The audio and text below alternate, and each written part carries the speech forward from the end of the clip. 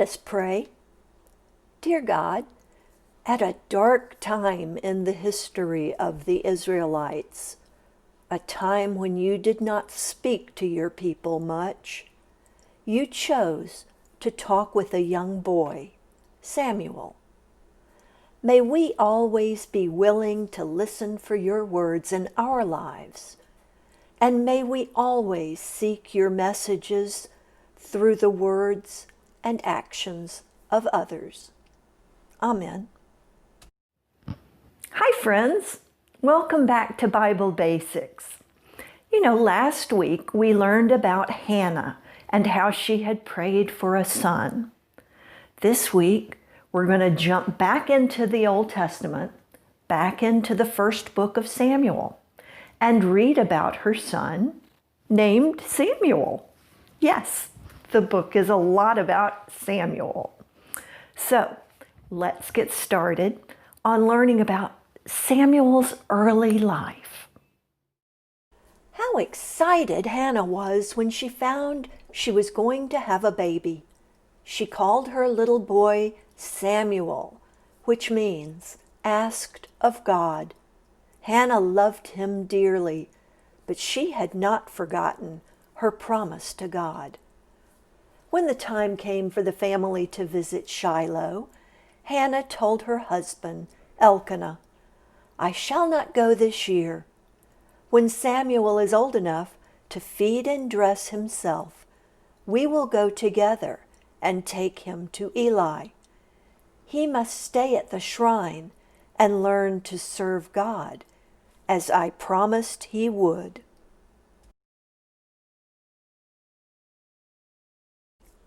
When the day came for his parents to take him to Shiloh, Samuel clung tightly to his mother's hand. Hannah's eyes pricked with tears as she loosened the grip of the warm little hand and put it in Eli's large, rough one. "I promised him to God," she told the old priest. "Please take care of him and look after him." Before they left Shiloh, Hannah prayed again, pouring out praise and thanks to God for giving her Samuel. This prayer, 10 verses in chapter 2 of the first book of Samuel, is known as Hannah's Song. Part of it goes, "My heart rejoices in the Lord, because I rejoice in your salvation.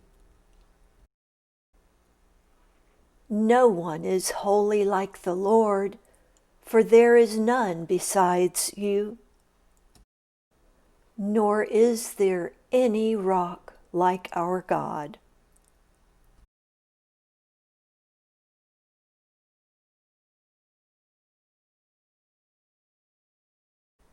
Hannah counted the months to the next visit to Shiloh when she would see Samuel again. Would he remember her? Had he grown very much?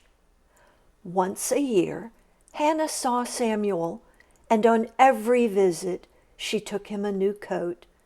She always remembered to allow for how much he would have grown since last year.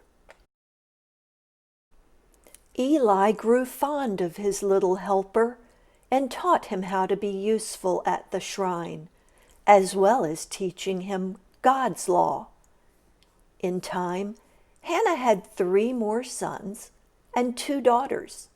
She was very busy now, but she did not forget Samuel, the child she had asked God to give her. So, Samuel is living and working in the tabernacle with Eli. Now, Eli was a good man of God, but he had 2 sons of his own who were not so good. Let's learn a little bit about them. Now, Eli had 2 sons of his own, named Hophni and Phinehas. These 2 young men were learning how to be priests too, but they were very wicked. When someone came to the tabernacle church to sacrifice an animal to God, Hophni and Phinehas would take the best part of the person's sacrifice, even before the person had time to give it to God. They were basically stealing the offering from people and stealing the offering from God.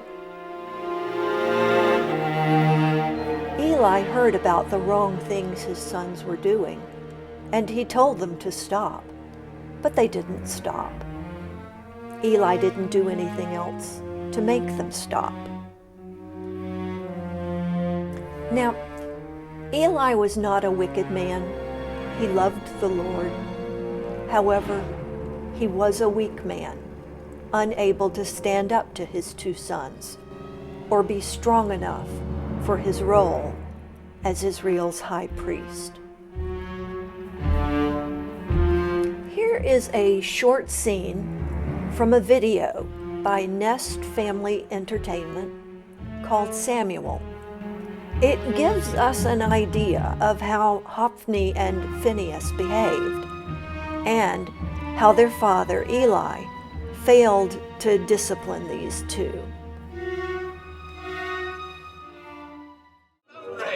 Let go, old man. How dare you? It doesn't belong to you. Are you accusing us of stealing? Stop it! Stop it! Oh, hello, Father. What's going on here? Oh, nothing. This man refuses to give us the meat we deserve. I'm more than willing to give you what the law of Moses requires. But you men, every time I come to offer sacrifice, Eli, your sons take more than their rightful share. I have children and grandchildren to feed. Don't listen to him, Father. He's upset. Oh, now. I'm sure the boys didn't mean any harm. Is that all you have to say? Oh, well, I'll never come to the tabernacle again. Mark my words, Eli. I'll never offer sacrifice again. Hophni, Phinehas, why do you do these things? He's a selfish old man, Father. Don't blame us.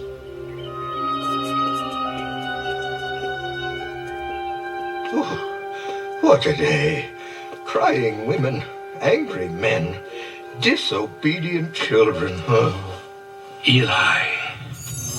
Oh, Eli. Who are you? You're not allowed in here.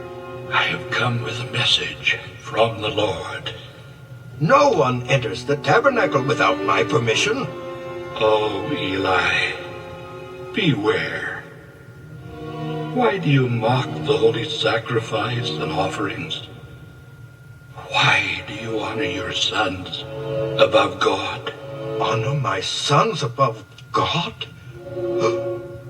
How dare you? You have allowed them to make a mockery of holy things. Condemnation is upon this house. The Lord has spoken, Eli. I shall raise up a faithful priest, a man after mine own heart, and he shall reign over Israel. I shall be removed? Well, the Lord would never do it. I am the high priest.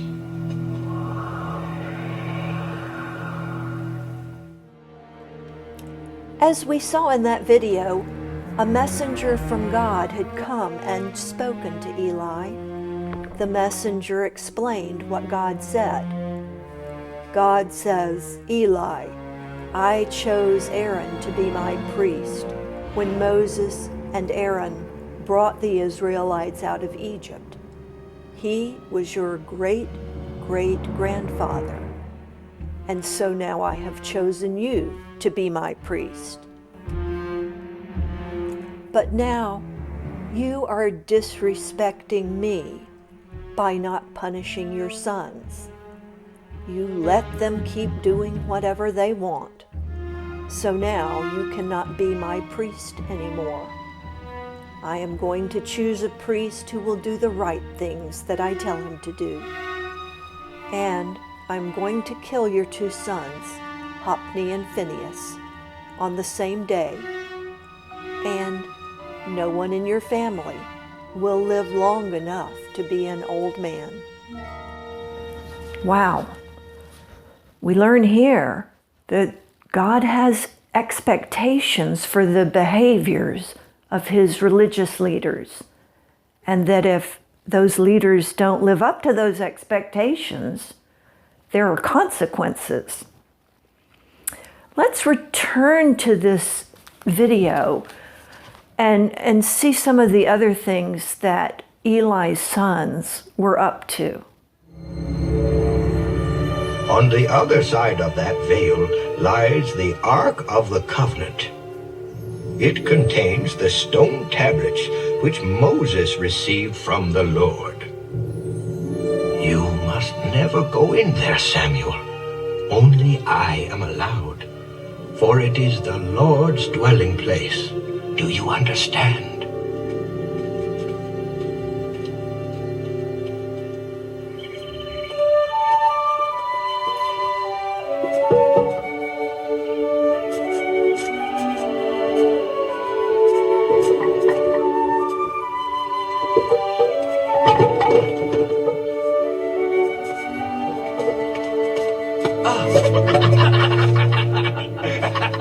I'll leave it.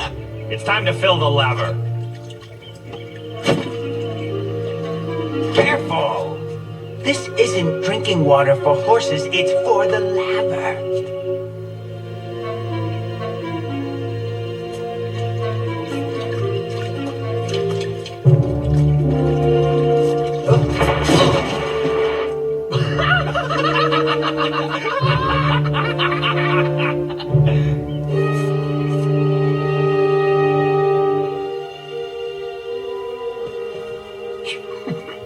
I don't know if we should be doing this.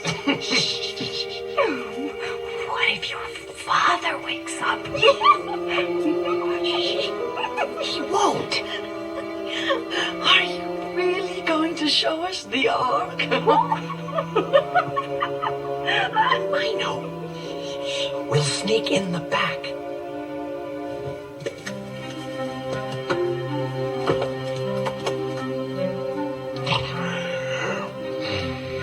Eli! Eli!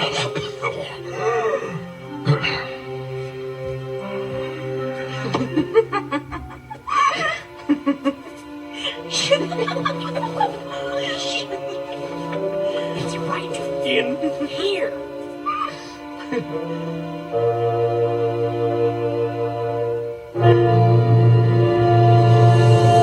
Father's awake. Run!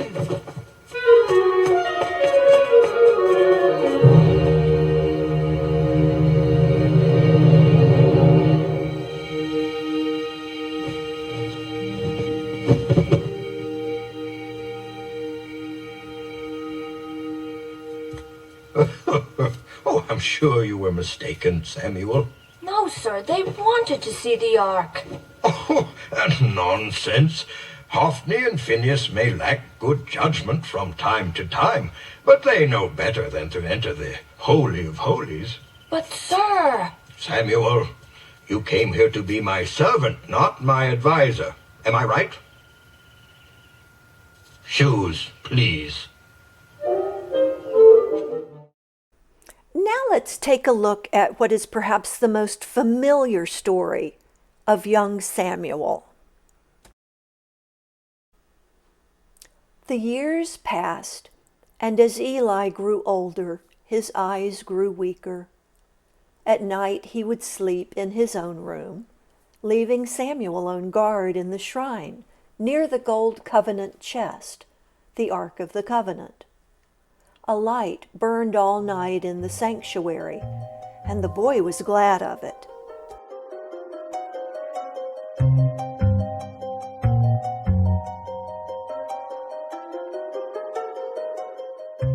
One night, Samuel woke up at the sound of his own name. Samuel!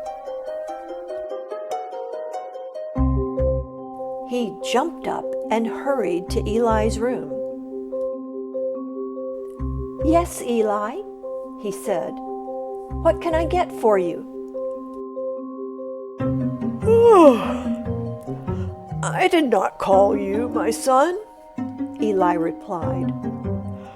"Go back to bed." Samuel tiptoed back, but before he had time to snuggle down, he heard the voice again. "Samuel!" He was out of bed in a flash and into Eli's room again. But Eli knew nothing of it and ordered him back to bed. "Samuel!" A third time the call came. Samuel knew he wasn't dreaming. Once more, he went to Eli. This time, Eli did not send him away. He had guessed, at last, what must be happening. "Samuel," he said, "I believe it is God calling you. Go back to bed. If the voice calls again, say, 'Speak, Lord, your servant is listening.'" Saying the words over to himself, Samuel went back to bed, every muscle straining to listen. Again the voice came clearly. "Samuel!" "I'm listening, Lord," Samuel answered. "Please, speak to me." When Samuel heard what God had to say, he was sad and shocked. God told Samuel that he was not going to let Eli's family be his priest any longer. Early next day, Eli came to find Samuel. "What did God say to you?" he asked. Samuel went very red and looked down at the ground. He did not want to have to tell Eli the sad news. "Tell me everything," Eli insisted.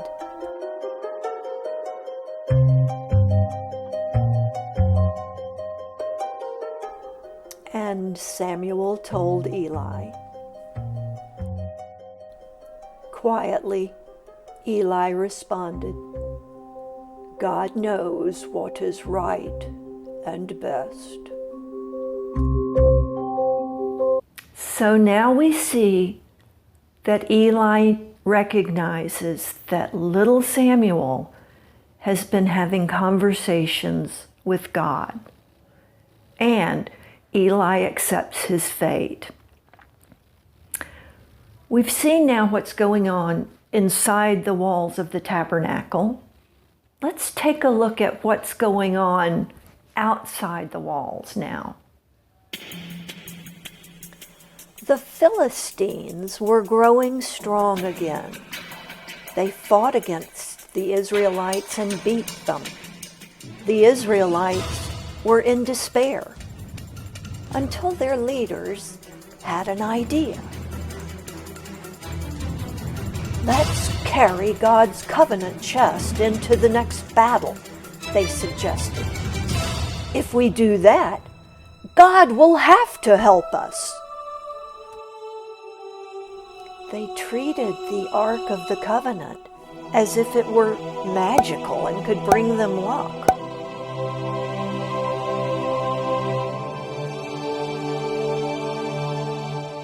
When Eli's 2 sons carried the chest out of the shrine and marched with it at the front of the army, a great shout of joy went up from all the soldiers.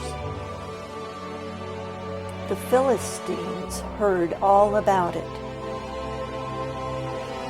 "We must fight our hardest this time," they said. The Philistines did fight hard, and they won. They killed Eli's sons and carried off the covenant chest in triumph. Here's a scene from Samuel to show what happened next.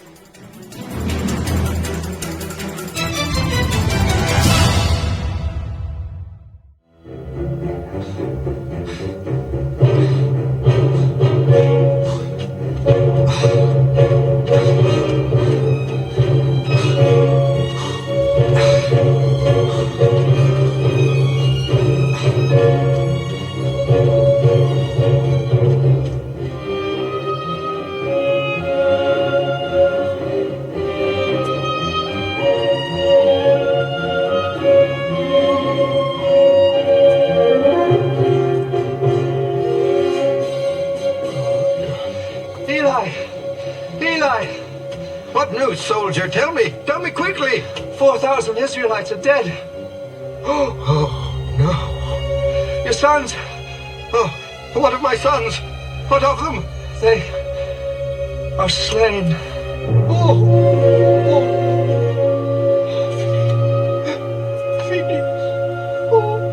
The ark, sir. The Philistines have taken the ark.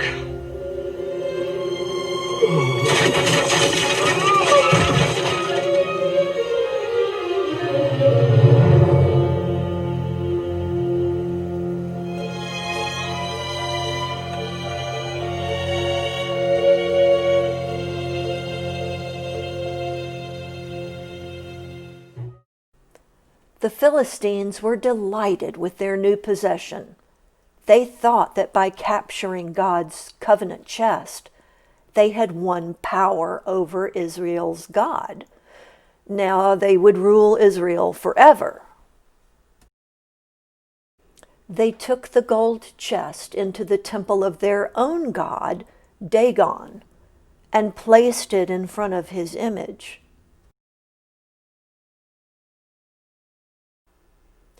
Early next morning, they came to Dagon's temple.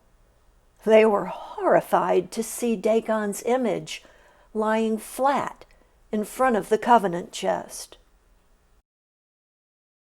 They carefully stood the statue upright, but next morning it was flat on its face again before the chest.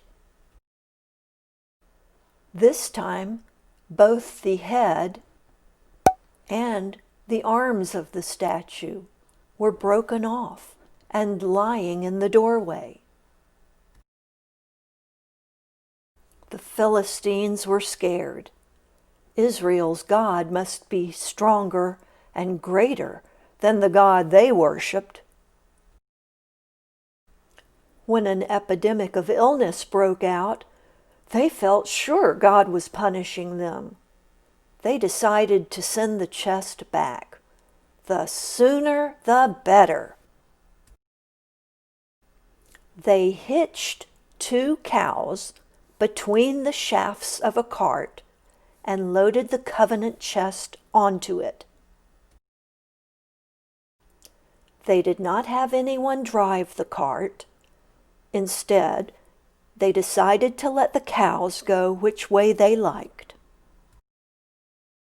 If the cows took the road to Israel, well, that would prove that Israel's God had been behind all the bad things that had happened. In spite of their calves crying for them, the cows headed straight towards Israel's border, mooing loudly as they went. Some of the Israelites, busy harvesting the fields, heard the cows lowing and saw the cart arrive. It jolted to a standstill, and they saw its precious load. They jumped for joy. The covenant chest of God was safely back in Israel. Wow, we've covered a lot of stories today. I hope you've enjoyed them. Here's a quick review video from those people at Saddleback Kids. Enjoy it. Stories of the Bible. God speaks to Samuel. This is Samuel. Hi! Samuel was the son of Hannah. Hey, Samuel! Hannah prayed for God to give her a son, and God did. So Hannah gave Samuel back to God. See you, Samuel. Bye, Mom. And Samuel grew up in the temple serving under Eli, the priest. Hi, Eli. As Samuel grew up, he learned how to serve God from Eli.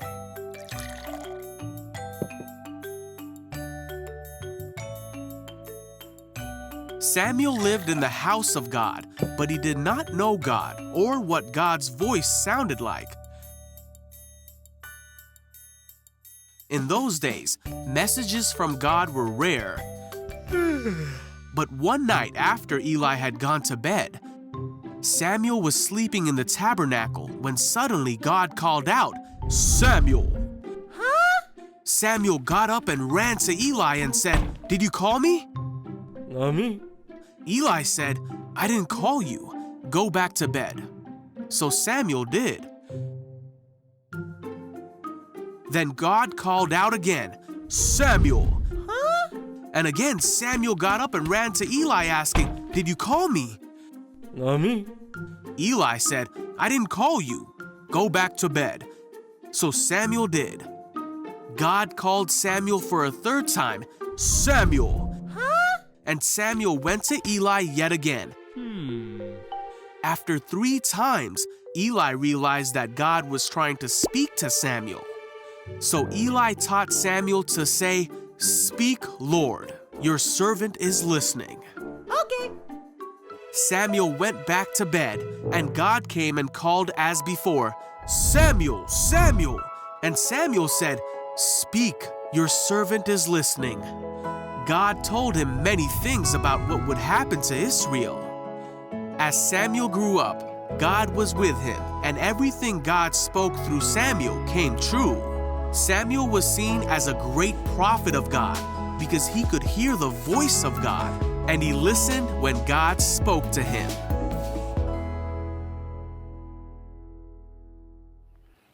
Thank you for joining me today as we learned about Samuel.